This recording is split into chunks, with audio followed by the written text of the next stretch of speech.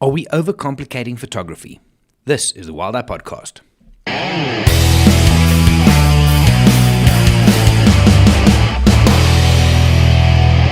Hey everybody, my name is Gerry, I'm from Wild Eye, and in this episode I wanted to just share some thoughts and maybe dig a little bit deeper into how we approach our photography, our wildlife photography specifically. At the end of the day, when we go out into the field, the one thing we want to do is create a nice image. You want to make something pretty, yes? You want to document the things that you see because it gives you a better experience. You want to create something amazing that you could use for print. You could shoot for a project, whatever the case is. But, and this has always been a thing, gear acquisition syndrome. It's a big deal. I have people, and I see people, they'll be shooting and then they'll look at someone else in the vehicle and think, wow, how is the new X17 camera compared to my X16? And then we go off on that tangent. And then the moment we get to a sighting, they start shooting. They're now worrying that their gear isn't good enough. You're overcomplicating it. Simple as that. Yes, but the new video shoots at 200K and at 1,000 frames per second. It has to be better than what I have at 4K and 120 frames per second. Must be better.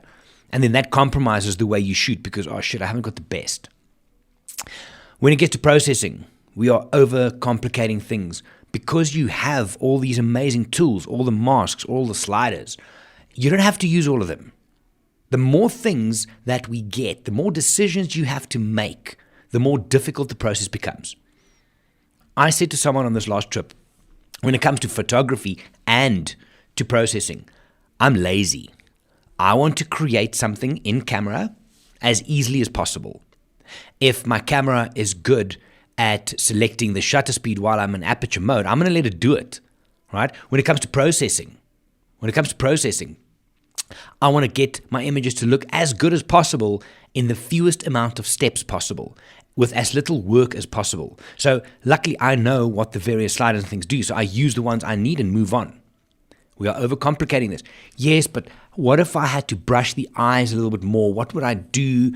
Yes, but then it's the bleeding. We overcomplicate these things. We need to slow down. We really need to slow down. People coming into this new and they start shooting. And I had a couple of new photographers over the last month when I was in the field. And then they were told that they have to shoot in manual because then you understand it better. Then you have more control. Okay, that's cool. All that I'm hearing there is you don't understand the basics because if I'm shooting in aperture mode with auto ISO and I'm controlling aperture and exposure compensation, the variables are the same. You're just deciding which ones to use. But what baffles me is like some new people will start photographing wildlife and they do it in manual and then they lose shots because they'll be on manual with auto ISO and then they have to change the aperture and the shutter speed. Things can happen pretty quickly in wildlife, but now they've got to go and change two variables. I can see the difference between f2.8 and f8. You can too. It's one of the most creative, visible variables we have. The difference between 1/500 of shutter speed and 1000, if it was already sharp at 1/500, is nothing. If something is sharp at 1/500, it's not going to be sharper at 1/2000. Pregnant, more pregnant, doesn't work. So for a lot of new people, they're overcomplicating shit for themselves by feeling better and feeling more in control because, I'm driving most of the variables. No. Do the things that you need to do and let the camera and do its thing.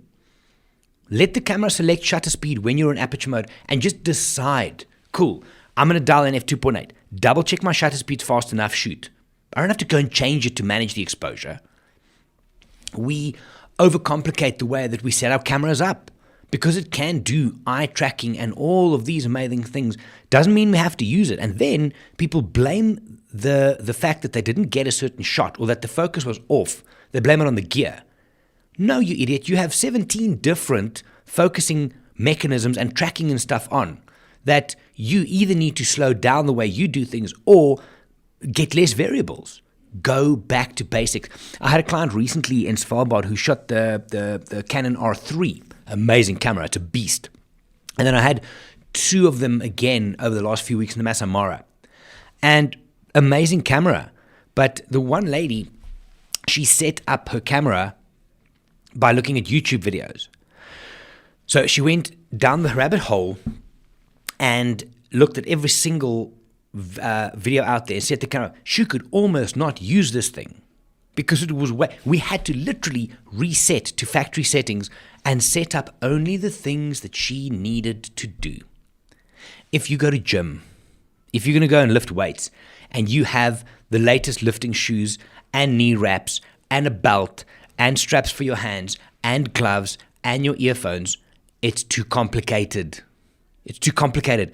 The process of getting ready for the thing becomes the thing. The process of going out into the field, setting your camera up, that becomes the important thing. Oh, I've got the new Canon X5 with the new 7,000 millimeter lens, but I'm going to focus on all the set. We overthink these things. We overcomplicate these things. We pick up a camera when we see something. We don't think about as simple as, why did I pick up my camera?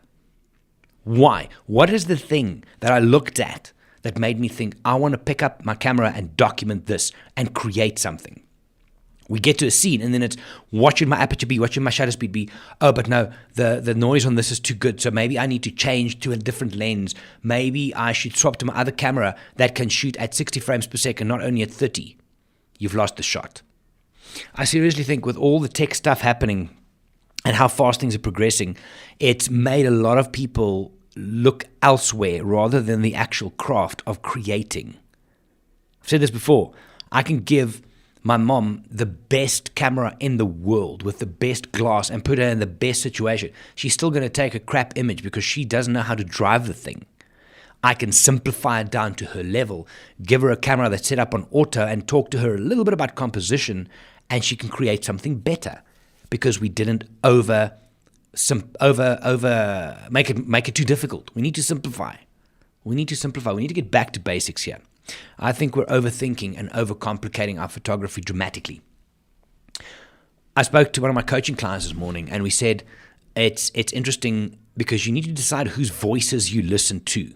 Now, the problem is, in photography, there are a lot of voices out there. There are other guests who you might have traveled with. There are myself and my guides. There's other people doing the same thing. There's tutorials. There's, what do they call these people? Chasers of light or masters of light who's supposed to be like brand ambassadors for this and that camera, whatever it is, right? All of those voices you listen to. You need to decide who you listen to and simplify it according to that. If I'm an athlete and I have 4 or 5 different coaches talking to me about lift your knees, turn your legs out, do this, do that, nothing's going to work. There's too much input. So maybe for photography it's the same. Maybe we should take it back to basics. Simplify. Look at what you want to photograph. Decide, with the help of someone if necessary, what is the minimum requirement I need to do to photograph that? And then photograph that. Don't then look at, oh, but I don't have this. Yeah, exactly, John. You don't have it, so stop fucking worrying about it. If you don't have that gear, leave it be. Focus on what you have. If you can't get a clean shot where there's not grass over the animal's face, try something else. Basics, guys. I think and I mean this, and I think for the majority of people listening, if you simplified your craft, if you went back to basics, I'm almost sure your photography is going to be stronger. You're going to create more strong images. Because if you overthink your crop, if you overthink your composition, if you overthink your exposure compensation, first of all, I think you're going to miss the shots because it takes too long. But there's also an enjoyment. God, I don't want to go out in the field and have to worry all the time about what my gear can and cannot do, what settings I should and shouldn't use. I just want to document. The more easy I can do that, the better. It's the same if you think of obstacles or things. Like if you running around a field and there's rocks everywhere and you think so badly, I want to avoid the rocks, your focus becomes the rocks. And you probably will end up hitting them or getting close to them because your focus is on that. If you're doing photography and your focus is only on what my gear can and cannot do, or what processing I can and cannot do, that's going to become the focus. And the actual process that will get you the good images, that will get you the good processing, it's just not there anymore. Anyway, lots of random thoughts. Short version, stop overcomplicating your photography. Take it back to basics. If you don't need a certain setting on your camera, turn it off. You don't need to use all the sliders in Lightroom. The longer you spend on an image, the more likely it was a crap image to start with. And number two, you are just processing for the sake of processing rather than creating and moving on. I'm going to get going. As always, thanks for your time. Thanks for listening, guys. I will chat to you in the next episode. My name is Gerry. I'm from Wild Eye. Have a good one. Bye for now.